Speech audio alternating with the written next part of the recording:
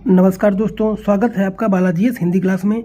तो दोस्तों, इस क्लास में हम जो बिहार में SCRT 9th क्लास की जो ज्योग्राफी की बुक चलती है, जो SCRT जो पढ़ाई जाती है 9th क्लास में, उसी का हम अध्ययन करेंगे। इसका एक पार्ट मैं दे चुका हूँ, अगर आप लोग ना देखे हैं तो चैनल पे आकर के प्लेलिस्ट में जा करके आप देख सकते हैं। तो इसका दूसरा पार्ट है, अध्याय 2 है भौतिक स्वरूप, संरचना एवं उच्चावचन। क्योंकि BPSC TRE का एग्ज़ाम होने वाला, बहुत जल्द इसका विज्ञापन आने वाला है और 2-3 महीने में सारी वैकेंसीज कंप्लीट हो जाएंगी। क्योंकि आपने देखा होगा BPSC जो कहती है वो करती है, तो बहुत जल्दी इसका विज्ञापन आने वाला है। और 9th की क्लास का भूगोल अगर ये बुक पूरा अध्ययन कर लेंगे तो निश्चय ही आपके एक बुक से 20 क्वेश्चंस तो आपके मिलेंगे ही। तो बहुत ही क्वेश्चंस इसके बने हैं TRE 1st, 2nd और 3rd में, तो 4th में भी बनने की पूरी प्रबल संभावना है। और BPSC में जो क्वेश्चंस आते हैं वो अच्छे लेवल के आते हैं, पूरे NCERT SCRT बुक से ही पूरी लाइन उठा लिए हैं। आपने देखा होगा, अगर एनालिसिस किए होंगे तो आपने देखा होगा पूरी लाइन जो है SCRT से ली गई है। तो चलिए आज इसी का अध्ययन करते हैं। चलिए, ये भौतिक स्वरूप, संरचना एवं उच्चावचन। देखिए, तो हमारे देश का आकार विशाल है, जिसके कारण इसके भौतिक स्वरूप में विविधता पाई जाती है। कहीं ऊंचे विशाल है तो कहीं और पठारी भाग, दूर तक चौरस दिखाई देने वाला विशाल मैदान, अर्थात यहाँ सभी प्रकार की स्थलाकृतियों का विकास हुआ है। या सभी स्थलाकृतियाँ सभी जगह एक समान नहीं है। विशाल पर्वतीय भाग, कहीं बर्फ का ढेर तो कहीं पर घने वन उगे हुए हैं। और इसी प्रकार नदियाँ पठारी भाग को काट छाट कर ऊबड़ खाबड़ बना दिया है। विशाल मैदान के समतल रूप को नदियों की खाड़ी कगार से प्रभावित किया है। भारत का वर्तमान भौतिक स्वरूप रूपरेखा तैयार करोड़ों वर्ष लगे हैं। और इस लंबी अवधि में भूगर्भीय हलचलों के साथ साथ बाह्य शक्तियों जैसे अपक्षय, अपरदन और निक्षेपण की अहम भूमिका रही है। ये देखिए आपका दिया गया है, ये आपका उत्तर का भाग है और ये आपका दक्षिण का भाग है। उत्तर में ये है आपकी कश्मीर घाटी और गंगा सिंधु का मैदान। और ये देखिए आपका मालवा का पठार है, ये दक्कन का पठार है, ये नीलगिर है और ये नीचे आपकी कन्याकुमारी है, दक्षिण का भाग है, और ये उत्तर का भाग आपका बताया गया है। चलिए, भूगर्भ साथियों ने भारत के भौतिक स्वरूप के निर्माण को बताने की कोशिश की है। इस संदर्भ में कई सिद्धांत प्रचलित हैं, किंतु वर्तमान में अधिकतर भूगर्भ शास्त्रियों ने प्लेट विवर्तनिक सिद्धांत दोस्तों पर सहमत दी है। इस सिद्धांत के अनुसार संपूर्ण भूपट्टी कई प्लेटों में विभाजित है। भारत का प्रायद्वीप इसी पठार का हिस्सा है। देखिए, प्लेट विवर्तनिक शब्द का प्रयोग तूजो विल्सन ने 1965 ईस्वी में किया था, किंतु इस सिद्धांत को सर्वप्रथम WJ मॉर्गन ने 1967 में प्रतिपादित किया है। इस सिद्धांत के अनुसार पृथ्वी की ऊपरी प्रॉपर्टी 6 बड़ी एवं 9 छोटी प्लेटों से बनी है। ये प्लेट कौन सी हैं? बड़े प्लेटें कौन सी हैं? ऑस्ट्रेलियाई प्लेट और भारतीय भूखंड, भारतीय अफ्रीकी भूखंड और अमेरिकी भूखंड, यूरेशियाई भूखंड, प्रशांत भूखंड और अंटार्कटिक भूखंड। ये आपकी क्या है? ये बड़ी आपकी प्लेटें हैं, इन नामों से जानते हैं। अगला है छोटी प्लेटें कौन से हैं? अरेबियन, फिलिपीन, जुआन दूबफूका और फोकोस, नजका, स्कैटिया, कैरिबियन और सोमालिया और बिस्मार्क। ये क्या है आपकी? ये छोटी प्लेटें हैं। प्लेट धरातल की, अब प्लेट है क्या देखिए बताया गया है। प्लेट क्या है? धरातल के हुए दृढ़ क्षेत्र हैं जो ठोस भूपटल का निर्माण है। 2 प्लेटों के बीच विवर्तनिकी अथवा प्लेट सीमांत का निर्माण हुआ है। ये जो दोस्तों इम्पॉर्टेंट है, इससे क्वेश्चन बन सकता है, क्योंकि BPSC में SCRT से हूबहू क्वेश्चन पूरी लाइन उठा लिए हैं। इसलिए हर एक लाइन को बहुत अच्छे से पढ़ो। इससे जो है, अगर आप इसको पढ़ लेते हो और क्वेश्चन इससे बनता है तो निश्चय ही आप क्वेश्चन को हल कर पाओगे। अगर देखिए, प्रायद्वीपीय पठार भूपट्टी के सबसे पुरानी भागों में से एक है। यह वह खंड है जो पृथ्वी के प्रथम ठोस हुए धरातल का प्रतिनिधित्व करता है। यह भूखंड कभी समुद्र में नहीं डूबा, अर्थात यह भाग भारत का सबसे प्राचीन, कठोरतम एवं मूल भूखंड है। प्लेटों की गति के कारण प्लेटों के अंदर व ऊपर शैलों के दबाव एवं तनाव उत्पन्न होते हैं। इस कारण मोड़, वलय, भ्रंशीकरण तथा ज्वालामुखी क्रियाएं होती हैं। सामान्यतः तौर पर इन प्लेटों की गतियों को 3 भागों में बांटा गया है। कुछ प्लेटें एक दूसरे के दोस्तों करीब हैं आती हैं और विनाशी प्लेट सीमांत का निर्माण करती हैं। कुछ प्लेटें एक दूसरे से दूर जाती हैं, तब निर्माणक प्लेट सीमांत प्लेट का निर्माण करती हैं। परंतु जब 2 प्लेटें एक दूसरे को रगड़ते हुए विपरीत दिशा से जाती हैं तो उसे संरक्षी प्लेट कहते हैं। दोस्तों ये इंपॉर्टेंट है। जब 2 प्लेटें एक दूसरे को रगड़ती हुई विपरीत दिशा से जाती हैं तो उसे संरक्षी प्लेट सीमांत कहते हैं। ये कथन में दोस्तों आ सकता है, इसलिए इसको बहुत ही कायदे से एक लाइन को छोड़ना नहीं है, पूरी लाइन को जो है पढ़ना है आपको। जब 2 प्लेट एक दूसरे के करीब आती हैं तब या तो टकरा कर टूट जाती हैं या एक प्लेट फिसलकर दूसरी प्लेट के नीचे चली जाती है। इन प्लेटों में लाखों वर्षों से हो रही गति के कारण महाद्वीपों की स्थिति एवं आकार में परिवर्तन आया है। भारत की वर्तमान स्थलाकृति का आधारभूत विकास भी इस प्रकार की गतियों से हुआ है। अगला है, अब देखिए ये जो ब्रैकेट में दिया गया है इसको जरूर पढ़ लेना और याद रखना, इससे कई बार क्वेश्चंस बन चुका है। पृथ्वी की उत्पत्ति लगभग 5 वर्ष अरब पूर्व थी। पृथ्वी की इस आयु को 4 महाकल्पों में बांटा गया है। अजैविक, पुराजीव प्रारंभिक, मध्यजीवी द्वितीयक और न्यूतन जीव। पुनः इसे कल्प में बांटा गया है। पूर्व कैम्ब्रियन की सबसे लंबी अवधि रही है। यह पृथ्वी की उत्पत्ति से लेकर आज से लगभग 55 करोड़ वर्ष पहले हुआ है। अगला है, भारत 20 करोड़ वर्ष पूर्व सुदूर दक्षिण में था, जो गोंडवाना लैंड का भाग था। दोस्तों इसी गोंडवाना लैंड में भारत, ऑस्ट्रेलिया, अफ्रीका और दक्षिणी अमेरिका के क्षेत्र शामिल थे। संवाहनी धाराओं ने भूपट्टी को अनेक टुकड़ों में विभाजित कर दिया है। भारत ऑस्ट्रेलियाई भूमि से अलग होकर अर्थात दक्षिण का पठार उत्तर दिशा की ओर प्रवाह के कारण अपने से अधिक बड़े प्लेट यूरेशियन प्लेट से टकराया है। इस प्रकार लगभग 7 करोड़ वर्ष पूर्व ओलिगोसीन कल्प में इन टकरावों से दोनों प्लेटों के बीच स्थित टेथीस भूसन्नति के अवसादी चट्टानों में वलय पैदा हुआ है और पश्चिम एशिया के पर्वतीय श्रृंखला का विकास हुआ है, जिसके निर्माण का कार्य आज भी जारी है। पूर्व में भूमंडल केवल एक ही भूखंड था जिसे पैंजिया कहा जाता था। इसके उत्तरी भाग को अंगारा लैंड और दक्षिणी भाग को गोंडवाना लैंड कहा जाता था और इसके मध्य में टेथिन सागर था। प्रायद्वीपीय पठार गोंडवाना लैंड का अंश है और वास्तव में यही भारत की आधार भूमि है। अगला है, हिमालय के ऊपर उठने था, उसके दक्षिण में टेथीस के शेष भाग के नीचे मुड़ने था तथा उनमें अवसादों के निक्षेप के कारण एक बहुत बड़ी द्रोणी का निर्माण हुआ। इसके बाद उत्तरी पर्वतों एवं दक्षिण के पठारों से बहने वाली नदियों के अवसाद की द्रोणी में निक्षेप होने से एक बड़े समतल भूभाग का विकास हुआ, जो भारत का विशाल मैदान कहलाता है। ये देखिए आपका दिया गया है, ये क्या है, आपका बेसिन द्रोणी है, ये आपका टेथिन सागर है, ये भू अवनति है। ये देखिए अगला है, सागरों से टकराती लहरों और पठार से निकलने वाली नदियों के अवसादी निक्षेप से समुद्री तटीय मैदान का विकास हुआ। दोस्तों अंडमान निकोबार द्वीप समूह निमज्जित उच्च पर्वतीय भूमि का अवशेष है, जबकि लक्षद्वीप का निर्माण प्रवाही निक्षेप के द्वारा हुआ है। भारत के संपूर्ण क्षेत्र का 11% पर्वतीय, 28% पठारी एवं 18% पहाड़ी और 43% भूभाग मैदानी है।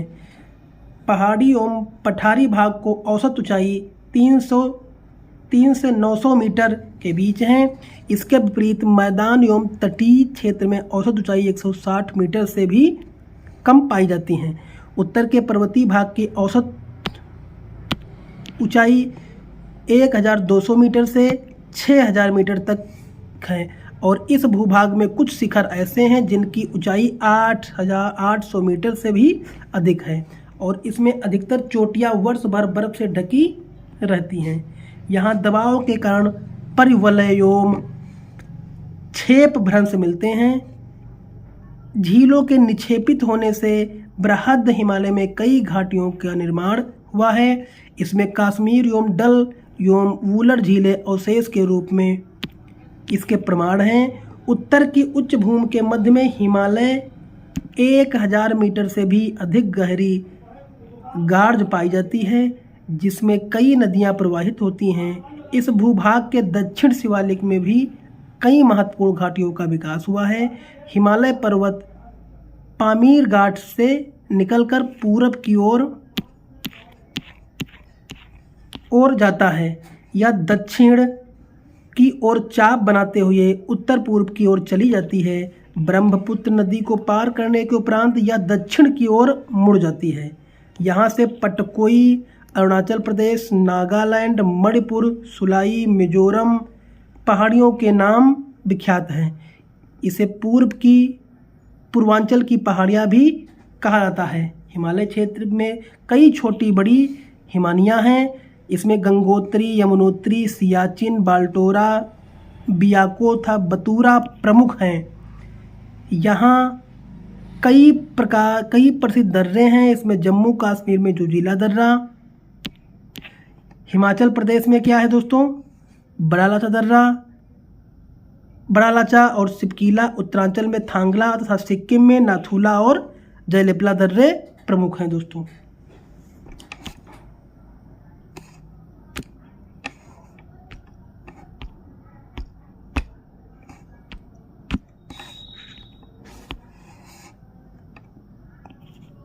चलिए आगे देखते हैं।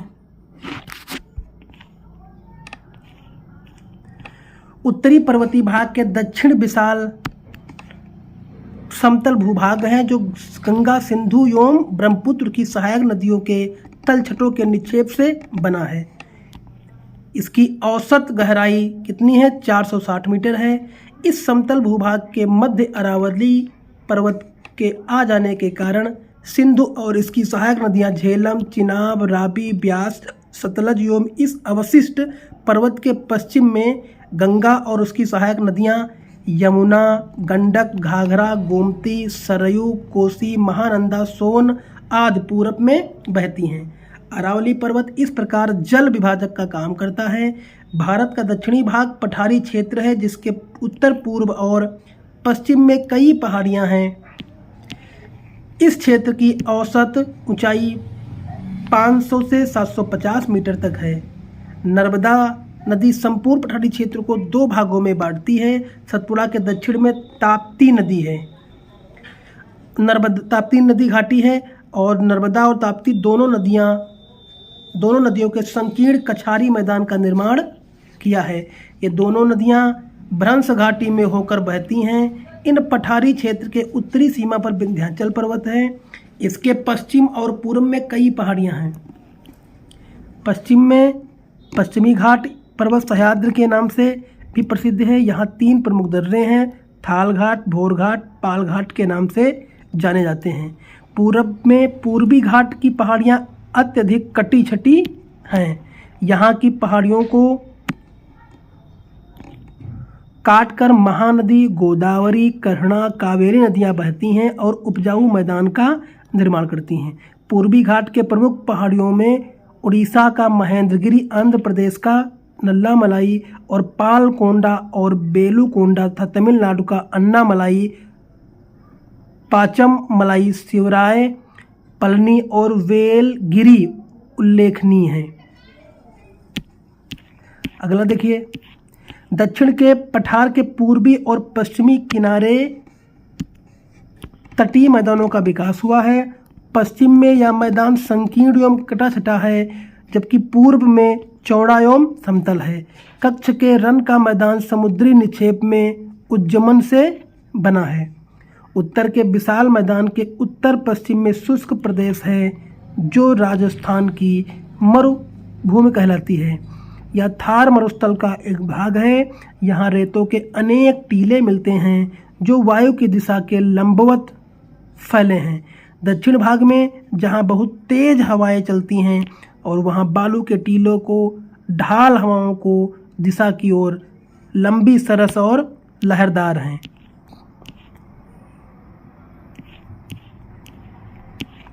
देखिए दूसरी ओर ढाल अधिक खड़ा होता है। इसकी ऊंचाई 120 से 150 मीटर तक है। तो अब देखिए हम पढ़ते हैं भौतिक विभाग।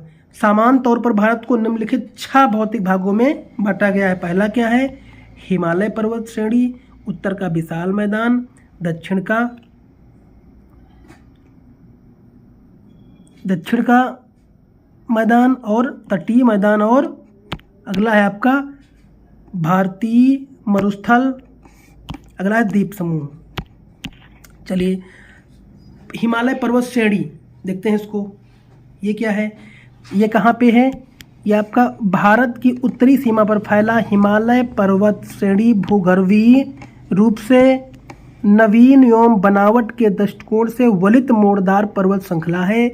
ये पर्वत श्रृंखलाएं पश्चिम से पूर्व दिशा में सिंधु और ब्रह्मपुत्र के बीच करीब 2500 किलोमीटर की लंबाई में अर्ध चाप के रूप में फैला हुआ है। इसका क्षेत्रफल लगभग 5 लाख वर्ग किलोमीटर है। यह विश्व की सबसे ऊंची पर्वत श्रेणी है। इसकी चौड़ाई कश्मीर में 500 किलोमीटर एवं अरुणाचल में मात्र 160 किलोमीटर है। पश्चिमी भाग की अपेक्षा पूर्वी भाग की ऊंचाई में अधिक विविधता पाई जाती है और इसकी 3 समानांतर श्रृंखलाएं हैं। सबसे ऊपरी भाग में स्थित श्रृंखला को महान या आंतरिक हिमालय या हिमाद्री कहते हैं। दोस्तों ये इम्पोर्टेंट है, इसको देख लेना। यह एक सबसे अधिक सतत श्रृंखला है। इसकी औसत ऊंचाई 6100 मीटर है। इस श्रृंखला की विशेषता यह है कि इसमें ऊंचाई सर्वाधिक ऊंचे शिखर तथा हिमालय के सभी प्रमुख शिखर हैं। दोस्तों हिमालय के कुछ ऊंचे शिखर कौन कौन से देखिए, अब यहाँ पे देख लीजिए। आपका पहला आपका है माउंट एवरेस्ट। कहाँ पड़ता है? नेपाल में पड़ता है, 8848 metre. K2 mount Godwin Austen Bharat में पड़ता है, 8611। और कंचनजंगा भारत में पड़ता है 8598। और मकालू नेपाल में पड़ता है 8448 दोस्तों। और धौलागिरी कहाँ पड़ता है दोस्तों? ये आपका नेपाल में पड़ता है 8172। और नंगा पर्वत भारत में पड़ता है 8124। अन्नपूर्णा भारत में पड़ता है 7817। और कामेट पड़ता है भारत में 7756। और नामचा बरुआ भारत में पड़ता है 7756। और गुरुला मंथारा नेपाल में पड़ता है 7728 किलोमीटर। ठीक, तो ये आपका दोस्तों इतने मीटर जो है ये आपका बताया गया है। अब देखिए अगला है महान हिमालय का ऊपरी भाग हमेशा बर्फ से क्या रहता है? ढका रहता है तथा इसमें बहुत सी हिमानियों का प्रवाह होता है। जम्मू कश्मीर के उत्तर में कुछ अन्य पर्वत श्रेणियां भी फैली हैं। इसमें जास्कर पर्वत श्रेणी महान हिमालय की ही एक श्रेणी है। जास्कर के उत्तर में लद्दाख पर्वत श्रेणी है दोस्तों। हिमालय के उत्तर में काराकोरम पर्वत श्रेणी है जिसे ट्रांस दोस्तों हिमालय कहा जाता है। इसका शिखर K2 का सबसे ऊंचा और संसार का दूसरा सबसे ऊंचा, यानी इसका शिखर K2 भारत का सबसे ऊंचा और संसार का दूसरा सबसे ऊंचा शिखर है जो 8611 मीटर है। इसे गार्डविन आस्टिंग था गौरी नंदा पर्वत के नाम से भी जाना जाता है दोस्तों। देखिए अगला है महान हिमालय के समानांतर स्थित में दक्षिण में स्थित श्रृंखला को लघु हिमालय अथवा मध्य हिमालय कहते हैं। यह हिमालय की सबसे अधिक कटी छटी श्रृंखला है तथा इसका निर्माण अत्यधिक संपीड़न तथा परिवर्तित शैलों से हुआ है। इसकी ऊंचाई 1800 मीटर दोस्तों है। ये देखिए,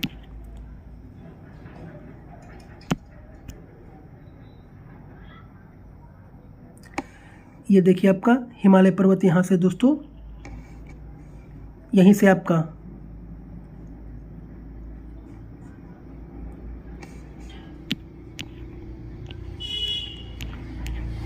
अगला है 4500 मीटर के बीच था। औसत चौड़ाई कितना है दोस्तों? 50 किलोमीटर है। यहाँ की कुछ चोटियाँ 5000 मीटर से अधिक ऊंची है। यहाँ नदियाँ 1000 मीटर तक गहरे गाढ़ से होकर बहती हैं। शीत ऋतु में इस क्षेत्र में 3 से 4 महीन बर्फ गिरती हैं, जबकि ग्रीष्म ऋतु में यहाँ मौसम शीतल और स्वास्थ्यवर्धक होता है। कश्मीर की पीर पंजाल श्रेणी इसी भाग में स्थित है। यहाँ के पर्यटक स्थलों में कश्मीर की घाटी, शिमला, मंसूरी, नैनीताल, दार्जिलिंग आदि हैं। यहाँ की सभी पर्वत श्रृंखलाएं घने सदाबहार वनों से ढके रहते हैं। इस क्षेत्र में कुछ घास के मैदान भी है, जिसे कश्मीर में मर्ग, जैसे गुलमर्ग, खिलनमर्ग और सोनमर्ग कहते हैं। हिमालय के दक्षिणी श्रृंखला को बाहरी हिमालय और उप हिमालय अथवा शिवालिक दोस्तों कहते हैं। यह हिमालय की सबसे निचली श्रृंखला है। यह पश्चिम में पोतवार के पठार से होकर पूरब की ओर तीस्ता नदी तक फैला है। इसकी औसतन ऊंचाई 9000 से 1500 मीटर के मध्य है। 1200 किलोमीटर तथा चौड़ाई 10 से 50 किलोमीटर है। यह हिमालय का नवीन पर्वतीय भाग है। इसमें कुछ विस्तृत घाटियाँ भी हैं, जिसे दून या द्वार कहते हैं, जैसे देहरादून, कोटली दून, पाटली दून, पटवाल, बुटवाल या कांगड़ा घाटी, अलीपुर द्वार आदि दोस्तों। बिहार के पश्चिमी भाग का उत्तरी पश्चिमी पहाड़ी भाग इसी श्रृंखला के अंतर्गत आता है। बिहार के लगभग 856 किलोमीटर की क्षेत्र पर इसका विस्तार है और यह सोमेश्वर की पहाड़ियाँ कहलाती हैं। उपयुक्त विभाजक के अतिरिक्त हिमालय को पश्चिम से पूर्व तक स्थित क्षेत्रों के आधार पर भी विभाजित किया गया है। इस वर्गीकरण को नदी घाटियों की सीमा के आधार पर किया गया है। उदाहरण के लिए सतलुज एवं सिंधु के बीच स्थित हिमालय के भाग को पंजाब हिमालय के नाम से जाना जाता है। कश्मीर हिमालय भी इसी के अंतर्गत है। सतलुज तथा काली नदियों के बीच स्थित हिमालय हिमाचल के भाग को कुमायूं हिमालय के नाम से जाना जाता है। काली तथा तीस्ता नदी नेपाल हिमालय का एवं तीस्ता तथा दिहांग ब्रह्मपुत्र नदियां असम हिमालय का सीमांकन दोस्तों करती हैं। अगला है हिमालय का पश्चिम से पूर्व की ओर वर्गीकरण। ये देखिए, पंजाब हिमालय और कश्मीर, ये हिमालय जो है ये नाम है और हिमालय सीमा है। सिंधु एवं सतलज नदी के बीच को पंजाब हिमालय या कश्मीर हिमालय कहते हैं और सतलुज एवं काली नदी के बीच को हिमाचल कुमायूं हिमालय कहते हैं और काली एवं तीस्ता नदी के बीच को नेपाल हिमालय, तीस्ता एवं दिहांग नदी के बीच को असम हिमालय दोस्तों कहते हैं। अगला है ब्रह्मपुत्र नदी की सबसे पूर्वी सीमा बनाती है। दिहांग महागढ़ गार्ज के बाद हिमालय दक्षिण की ओर तीखा मोड़ बनाते हुए भारत की पूर्वी सीमा के साथ फैल जाता है। इसे पूर्वांचल या पूर्वी हिमालय के नाम से भी जाना जाता है। ये पहाड़ियाँ उत्तर पूर्वी राज्यों में मजबूत बलुआ पत्थरों जो औषधि शैल हैं से बनी हैं। ये घने जंगलों से ढकी हैं तथा अधिकतर समानांतर श्रृंखलाएं एवं घाटियों के रूप में फैली हैं। पूर्वांचल में पटकोई, नागा तथा लुसाई मणिपुर की पहाड़ियाँ शामिल हैं। हिमालय की दक्षिणी ढाल बहुत तीव्र, जबकि उत्तरी ढाल क्या है? मंद है। इसलिए उत्तरी ढलान पर दक्षिणी ढाल की अपेक्षा हिमालयों का विस्तार दोस्तों अधिक है। अब देखिए, ये आपका हो गया। अब पढ़ते हैं उत्तर का विशाल मैदान। उत्तर का विशाल मैदान, अभी तक पर्वतीय भाग को पढ़ा, अब पढ़ेंगे उत्तर का विशाल मैदान को। देखिए, हिमालय पर्वत के दक्षिण और दक्षिणी पठार के उत्तर 3 प्रमुख नदी प्रणालियों सिंधु, गंगा एवं ब्रह्मपुत्र और उसकी सहायक नदियों से बना यह विशाल मैदान है। सिंधु, गंगा, ब्रह्मपुत्र का मैदान कहा जाता है। यह मैदान जलोढ़ मिट्टी से बना है। यह भारत का ही नहीं बल्कि विश्व का सबसे अधिक उपजाऊ और घना जनसंख्या वाला मैदान है। लाखों वर्षों में हिमालय के गिरिपाद में स्थित बहुत बड़े बेसिन द्रोणी में जलोढ़ के निक्षेपण से इस भाग का निर्माण हुआ। यह 7 लाख वर्ग किलोमीटर से अधिक क्षेत्रफल में फैला है। पश्चिम से पूर्व इसकी लंबाई है और 2400 किलोमीटर है और 150 से 500 किलोमीटर चौड़ा है दोस्तों। यह मैदान सामान्यतः समुद्र तल से 240 मीटर क्या है अधिक ऊंचा नहीं है। पश्चिमी मैदान की ढाल उत्तर पूर्व से दक्षिण पश्चिम और पूर्वी मैदान का ढाल उत्तर पश्चिम से दक्षिण पूर्व की ओर है। तो चलिए, ये आपका इस विशाल मैदान के मोटे तौर पर 4 उपभाग हैं। कौन से? सिंधु और इसकी सहायक नदियों के बीच बना भाग क्या है? यह आपका पश्चिमी मैदान या पंजाब का मैदान कहलाता है। इसका बहुत बड़ा भाग पाकिस्तान में स्थित है और भारत में पंजाब और हरियाणा के पश्चिमी भाग इसमें सम्मिलित है दोस्तों। इस भाग में हिमालय से निकलकर प्रवाहित होने वाली और इसके सहायक नदियां झेलम, चिनाब, रावी, ब्यास तथा सतलुज हैं। रावी और ब्यास के दोआब को ऊपरी दोआब कहते हैं तथा ब्यास और सतलुज के बीच को दोआब को बिष्ट दोआब दोस्तों कहते हैं। ये इंपॉर्टेंट दोस्तों यहाँ पे देख लेना, रावी और ब्यास के दोआब को ऊपरी दोआब कहते हैं तथा ब्यास और सतलुज के बीच को बिष्ट दोआब कहते हैं दोस्तों। अगला, इस मैदान की औसत ऊंचाई 150 से 300 मीटर तक है तथा सामान्य ढाल उत्तर पूर्व से दक्षिण पश्चिम की ओर है। विशाल मैदान का दूसरा उपभाग राजस्थान का है। इसका विस्तार अरावली पर्वत के पश्चिम में है। यह मुख्यतः अर्धशुष्क और शुष्क प्रदेश है। बालूका स्तूप यहाँ की प्रमुख स्थलाकृति है। पूर्वी भाग में यहाँ कई पहाड़ियाँ हैं जिन्हें टोर कहते हैं। लूनी इस प्रदेश की प्रमुख नदी है जो वर्षा के दिनों में कच्छ के रन तक जाती है। इस प्रदेश में सावन, डेंगना, दिदवाना, कुचापन जैसे प्रसिद्ध खारे पानी की झीलें हैं दोस्तों। यमुना नदी से लेकर पूर्व में बंगाल की पश्चिमी सीमा तक फैले मैदान को मध्यवर्ती मैदान गंगा के मैदान कहते हैं। यहाँ विशाल मैदान का तीसरा उपभाग है। यह घग्गर से तीस्ता नदी तक 1400 किलोमीटर तक फैला है। इस मैदान की ढाल सामान्य उत्तर पश्चिम से दक्षिण पूर्व की ओर है। इसका विस्तार उत्तर भारत के राज्यों तथा उत्तर प्रदेश, बिहार, झारखंड के कुछ भाग तथा पश्चिमी भाग में फैला है। इस विस्तृत मैदान को 3 उपभागों में बांटा गया है। ऊपरी गंगा का मैदान, इसके अंतर्गत दिल्ली से इलाहाबाद तक मध्यवर्ती गंगा का मैदान इलाहाबाद से फरक्का तक आता है तथा निचली गंगा का मैदान इसके अंतर्गत दोस्तों डेल्टा का प्रदेश आता है जो पश्चिम बंगाल राज्य में फैला है। उत्तर पश्चिम भाग की शिवालिक पहाड़ी और दक्षिण में छिटपुट पहाड़ियों को छोड़कर बिहार राज्य का अधिकतर भाग और गंगा सहायक नदियों द्वारा लाई गई जलोढ़ से बना है। यह गंगा का मैदान 2 भागों में बटा है। उत्तरी भारत का मैदान, दक्षिणी भारत गंगा का मैदान और ऊपरी गंगा के मैदान की प्रमुख नदियाँ गंडक, बूढ़ी गंडक और बागमती, कमला, कोसी और महानंदा हैं। कोसी को बिहार का शोक भी कहा जाता है।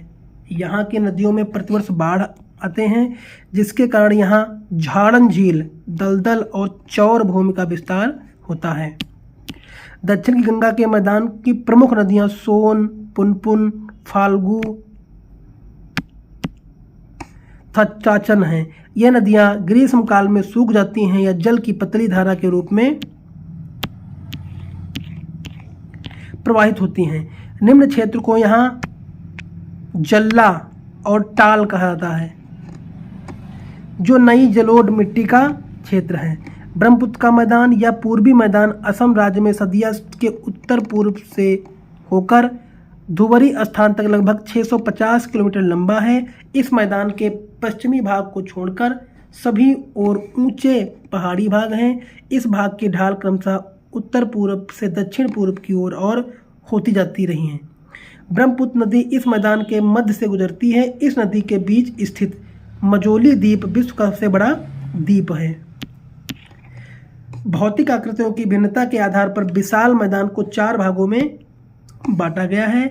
नदियों द्वारा पर्वत से नीचे उतरते समय शिवालिक ढाल पर 8 से 16 किलोमीटर के चौड़ी पट्टे के में छोटे बड़े पत्थरों के टुकड़े काफ़ी मोटाई में जमा कर दिए हैं। इसी क्षेत्र को भांवर कहा जाता है। भांवर प्रदेश में छोटी छोटी नदियां लुप्त हो जाती हैं, किंतु जब इस पट्टी के दक्षिण में नदियां या सरिताएं पुनः प्रकट होती हैं और नम एवं दलदली क्षेत्र का निर्माण करती हैं, यह तराई कहलाता है। यहाँ पर ऊंची घास और घने जंगल फैले हुए हैं जो वन्य प्राणियों से भरा है। गंगा के मैदान में जहाँ नदियों द्वारा पुरानी मिट्टी के ऊंचे मैदान बन गए हैं, वहाँ नदियों के ढाल का जल नहीं पहुँच पाता है, उसे बांगर कहते हैं। इस क्षेत्र की मृदा में चूनेदार निक्षेप पाए जाते हैं। ये कछारी भाग जो निचले मैदान और जहाँ ढाल का जल प्रतिवर्ष पहुंचकर नई मिट्टी की परत जमा कर देता है, उसे खादर कहते हैं। इम्पॉर्टेंट है बांगर और खादर। इसका प्रत्येक वर्ष पुनर्नवीकरण होता है, इसलिए यह उपजाऊ होते हैं और गहन कृषि के लिए आदर्श माना जाता है। तो अब तीसरा भाग देखिए, दक्षिण का पठार। दक्षिण का पठार या प्रायद्वीपीय पठार आकृति की दृष्टि से त्रिभुजाकार है। यह प्राचीन गोंडवाना भूमि का अंश है। यह उत्तर की ओर चौड़ा है और दक्षिण में संकीर्ण है। इसकी औसत ऊंचाई 600 से 900 मीटर है। इसके उत्तर में अरावली, विंध्याचल और सतपुड़ा की पहाड़ियां हैं। पश्चिम में पश्चिमी घाट पर्वत और पूर्व में पूर्वी घाट पहाड़ियां हैं। इस पठारी भाग में अनेक चौड़ी घाटियां एवं गुंबाकार पहाड़ियां हैं। इसी पठार के 2 भाग हैं, कौन से? मध्य उच्च भाग और दक्कन का दोस्तों पठार। ये 2 भाग हैं, मध्य उच्च भूमि और दक्कन का पठार। अब देखिए मध्य उच्च भूमि क्या है। तो ये मध्य उच्च भूमि का अधिकतर भाग मालवा का पठार कहलाता है। यह पठारी भाग पूरब में महादेव श्रृंखला और उत्तर पश्चिम में अरावली और मध्य में विंध्य श्रृंखला से घिरा हुआ है। इसके पश्चिम में राजस्थान का मरुस्थलीय क्षेत्र है। यहाँ बहने वाली नदियों में चंबल, सिंधु, बेतवा एवं केन है। इसकी ढाल दक्षिण पश्चिम से उत्तर पूर्व की ओर है। यह भाग पश्चिम में चौड़ा और पूर्व में संकीर्ण है। इसके पूर्वी विस्तार को स्थानीय रूप से बुंदेलखंड तथा बघेलखंड के नाम से जाना जाता है। इसके सुदूर पूर्व के विस्तार को मुख्यतः दामोदर और स्वर्ण रेखा नदियों द्वारा अपवाहित छोटा नागपुर का पठार दोस्तों कहलाता है।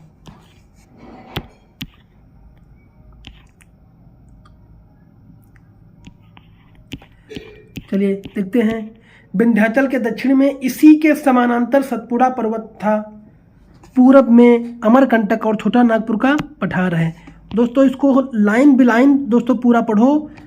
आप 1 से 2 बार वीडियो को देखना तो निश्चय ही, क्योंकि लाइन टू लाइन जो है SCRT से क्वेश्चन पूछ लिए जाते हैं और लाइन टू लाइन उठा करके रखे गए हैं BPSC थियरी 3 में, आपने देखा होगा। तो अगर आप एक भी लाइन को छोड़ना नहीं है, पूरी लाइन को कवर करना है और वीडियो से 1 से 2 बार देखना है, ताकि अगर जो ही क्वेश्चन आपके एग्जाम में आएंगे तो आपके माइंड में तुरंत वो चीज़ क्लिक हो जाएगी। सतपुड़ा की 1350 मीटर ऊंची धूपगढ़ की चोटी पंचमढ़ी पहाड़ी है। इस क्षेत्र में छोटा नागपुर का पठार भी एक सुस्पष्ट पठारी इकाई है। इसका विस्तार बिहार राज्य के गया जिले के दक्षिणी सीमा तक है। इसकी पठारी भाग में बहने वाली नदियां दामोदर, सोन और स्वर्ण रेखा है। इसका पश्चिमी मध्यवर्ती भाग 1100 मीटर ऊंचा है जो पाक क्षेत्र कहलाता है और छोटा नागपुर झारखंड का सबसे ऊंचा पठारी क्षेत्र है। रांची का पठार इसके पूरब में है तथा इसकी ऊंचाई समेत 600 मीटर है। तीसरा पठार निचले हजारीबाग का पठार है जिसकी ऊंचाई औसत 300 मीटर है। यहाँ पारसनाथ की पहाड़ी है और 1365 मीटर ऊंची है। अगला है सतपुरा पर्वत के दक्षिण में तापी की घाटी है। नर्मदा और तापी दोनों नदियां भ्रंश घाटियों से होकर बहती हैं। अरावली की पहाड़ियां दक्षिण पश्चिमी में गुजरात से लेकर उत्तर पूर्व में दिल्ली तक फैली हैं। दिल्ली के निकट इसे दिल्ली की पहाड़ियां कहते हैं। अरावली की औसत ऊंचाई 300.920 मीटर तक है, किंतु दक्षिण पश्चिम में आबू तक के निकट इसकी सबसे ऊंची चोटी आबू की गुरु शिखर 1722 मीटर ऊंचा है। अब देखिए दक्कन का पठार। दक्कन के पठार को दक्कन ट्रैप भी कहते हैं। यह लावा द्वारा निर्मित है। यह लगभग 5 लाख वर्ग किलोमीटर में फैला हुआ है। इसके अंतर्गत मध्य प्रदेश, महाराष्ट्र के अधिकांश भाग, पश्चिमी आंध्र प्रदेश, कर्नाटक और तमिलनाडु राज्य के अधिकतर भाग आते हैं। यहाँ लावा की अधिकतम अनुमानित गहराई 2134 मीटर तक है, किंतु पूरब और उत्तर की ओर इसकी गहराई अपेक्षाकृत है। पश्चिमी घाट पर्वत उत्तर में तापी नदी के बाएं तट से प्रारंभ होकर दक्षिण में कन्याकुमारी अंतरीप तक 1600 मीटर की लंबाई में फैला हुआ है। इसे सह्याद्री की पहाड़ियां भी कहते हैं। यहाँ 4 प्रमुख दर्रे उत्तर से दक्षिण क्रमशः थाल घाट, भोर घाट, पाल घाट और सिनकोटा हैं। दक्षिण की ओर पश्चिमी घाट पर्वत नीलगिरी की पहाड़ियों द्वारा पूर्व घाट से मिल जाता है। यहाँ की सबसे ऊंची चोटी दोदा बेटा 2670 मीटर ऊंची है, लेकिन दक्षिणी भारत की सर्वोच्च शिखर अनाईमुडी 2645 मीटर 95 मीटर है। दोस्तों, अन्नामलाई की पहाड़ी स्थित है। पूर्वी समुद्री तटीय मैदान के समानांतर महानदी की घाटी से दक्षिण में नीलगिरी तथा दक्षिण पूर्वी में 1800 किलोमीटर की लंबाई में पूर्वी घाट तक फैले हैं। यह पश्चिमी घाट से बिल्कुल भिन्न है या अधिक कटा छटा हुआ है तथा पहाड़ियों के रूप में है। उड़ीसा में महेंद्रगिरी, आंध्र प्रदेश में नल्लामलाई, पाल कोटा तथा तमिलनाडु में अन्नामलाई, पंचामलाई, शिवराय, पालनी, वेलिंगिरी पूर्वी घाट की प्रमुख पहाड़ियां हैं। ये पहाड़ियां महानदी गोदावरी, कृष्णा, कावेरी नदियां द्वारा पृथक हैं। ये नदियां उपजाऊ मैदान तथा डेल्टा का निर्माण करती हैं। अगला है तटीय मैदान, देख लेते हैं। दक्षिण के पठार के दोनों किनारों पर तटीय मैदान का विस्तार है। इस मैदान का निर्माण समुद्री क्रियाओं द्वारा या नदियों के द्वारा बहाकर लाई गई मिट्टी के द्वारा हुआ है। इस मैदान के 2 बड़े भाग हैं। ये है पश्चिमी तटीय मैदान और पूर्वी तटीय मैदान। पश्चिमी तटीय मैदान उत्तर में खंभात की खाड़ी से लेकर दक्षिण में कन्याकुमारी की मोरिन अंतरीप तक फैला है। इसकी औसत चौड़ाई कितना है? 10.60 किलोमीटर के मध्य है। इस मैदानी भाग में बहने वाली नदियां अत्यधिक तीव्र गति से बहती हैं, इसलिए नदियों के द्वारा मिट्टी का जमाव अधिक नहीं हो पाता है। इसके दक्षिणी भाग में लैगून पाए जाते हैं। न्यू मंगलुरु और कोची के बंदरगाह ऐसे ही लैगून पर स्थित हैं। यहाँ पर कुछ अवशिष्ट मैदान का भी निर्माण हुआ है, जिसमें सौराष्ट्र और कच्छ का तटीय मैदान मुख्य है। पश्चिमी तटीय मैदान के ऊपरी भाग को कोकण और दक्षिणी भाग को मालाबार तटीय मैदान कहते हैं। नदियों की गति तीव्र होने के कारण प्रायः सभी नदियों द्वारा मुहाने पर ज्वार नदमुच एस्चुरी का विकास दोस्तों हुआ है। नदियों के तीव्र गति के कारण यह मैदान काफ़ी कटा छटा है। पूर्वी तटीय मैदान पश्चिमी तटीय मैदान की अपेक्षा अधिक चौड़ा है। इसकी चौड़ाई 160 मीटर से 350 किलोमीटर तक है। यह भाग उत्तर में गंगा के मुहाने से दक्षिण में कन्याकुमारी अंतरीप द्वीप तक दोस्तों फैला है। इस मैदान का निचला भाग डेल्टा है और ऊपरी भाग अधिकांशतः नदियों के निक्षेप से बना है। इसके निचले भाग में महानदी, गोदावरी, कृष्णा, कावेरी आदि नदियों ने पठार के निचले भाग से अवसाद लाकर निक्षेपित किया है। इस मैदान में तट के निकट फैले रेत के टीले से घिरा हुआ छिछला लैगून निर्मित है, जिसे झील की संज्ञा दी गई है। इस तटीय मैदान के उत्तरी भाग को गोलकुंडा तट तथा दक्षिणी भाग को कोरोमंडल तट दोस्तों कहते हैं। अब देखिए भारतीय मरुस्थल ये क्या है, मरुस्थल के बारे में पढ़ लेते हैं। राजस्थान के पश्चिम में एक बड़ा शुष्क प्रदेश है जिसे भारतीय मरुस्थल या राजस्थान का मरुस्थल कहा जाता है। यह 644 किलोमीटर लंबा और 160 किलोमीटर चौड़ा है। इसका कुल क्षेत्रफल 1,04,000 वर्ग किलोमीटर है। यह प्रायः शुष्क जलवायु क्षेत्र है। यहाँ वर्षा 15 सेंटीमीटर से भी कम होती है। बरसात के मौसम में कुछ नदियाँ नजर आती हैं जो कि कुछ समय के बाद बालू में विलीन हो जाती हैं। यहाँ बालू के टिब्बों एवं बरखान का विस्तार बहुत अधिक है। यहाँ की एक बड़ी नदी लूनी है। यह भारत में अंता प्रवाह की सबसे लंबी नदी है। इस नदी का अंत कच्छ के रन में हो जाता है। अगला है द्वीप समूह। भारत की समुद्र सीमा के अंतर्गत 1256 द्वीप हैं। कितने हैं? 1256 द्वीप हैं। ये मुख्यतः दो समूह में हैं। बंगाल की खाड़ी के द्वीप समूह में लगभग 572 द्वीप हैं। ये द्वीपों से क्वेश्चन बना है दोस्तों, जिसमें 36 द्वीप हैं पर आबादी पाई जाती है, यानी 36 द्वीपों पर सिर्फ आबादी पाई जाती है और द्वीप हैं कितने? 572। अरब सागर में 47 द्वीप हैं। इसके अतिरिक्त गंगा सागर और महानदी के डेल्टा में अनेक द्वीप हैं। भारत और श्रीलंका के बीच भी कई छोटे छोटे द्वीप हैं। इस प्रकार से गुजरात, केरल, महाराष्ट्र, कर्नाटक के तट पर भी अनेक द्वीप स्थित हैं। बंगाल की खाड़ी के बड़े द्वीप समुद्र को अंडमान और निकोबार द्वीप के नाम से जानते हैं। इस द्वीप समूह को 10 डिग्री चैनल दो भागों में बांटती है। यह द्वीप जलमग्न पर्वतों के ऊपरी भाग हैं। भारत का सबसे दक्षिणी बिंदु इंदिरा पॉइंट, जो कि 6 डिग्री 30 मिनट उत्तरी अक्षांश है, दिसंबर 2004 में आई सुनामी में पूर्णतः डूब गया, किंतु फिर वह अपनी पूर्व स्थिति में प्रकट हो गया। अगला है अरब सागर के द्वीप में लक्षद्वीप और मिनिकॉय शामिल हैं। पूरा द्वीप समूह प्रवाल निक्षेप से बना है और 11 डिग्री चैनल द्वारा दो भागों में बांटा गया है।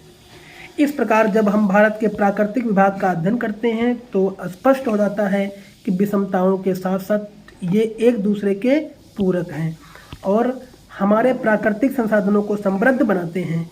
उत्तर का पर्वतीय भाग जल और वनों का सबसे बड़ा स्रोत है, तो विशाल मैदान अन्न का भंडार है।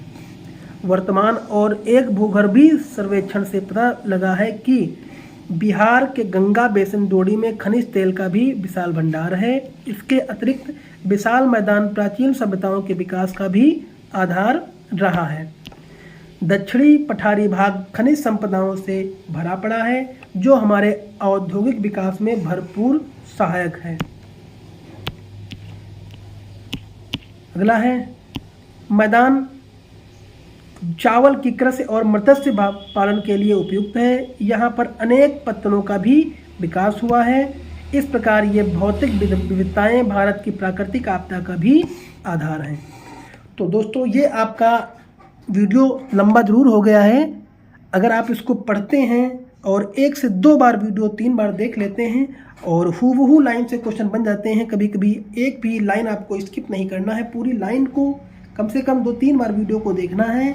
अगर आप इसको बार बार देखते हैं तो निश्चय ही इससे बनने वाले क्वेश्चन आपसे 20 कम से कम 15 से 20 क्वेश्चन आपके भूगोल से मिल जाएंगे, इसी बुक से मिल जाएंगे, क्योंकि ये बहुत ही इंपॉर्टेंट बुक है। इससे क्वेश्चंस जरूर ही बनते हैं। टीआरई 3rd में जो है कम से कम एक बुक से अगर देखा जाए तो एक ही बुक से आपकी 9 क्लास से और 10 क्लास से और आपके जो है 8 क्लास से लमसम 30 से 35 क्वेश्चंस दोस्तों बने हुए हैं। हूबहू लाइन टू लाइन उठाकर एनसीईआरटी का रख दिया है, तो इसलिए आप इसको स्किप ना करके पूरी लाइन पे लाइन देखना और 1 से 3-4 वीडियो देखना, तो निश्चय ही आपको आने वाले समय में सफलता मिलेगी। धन्यवाद।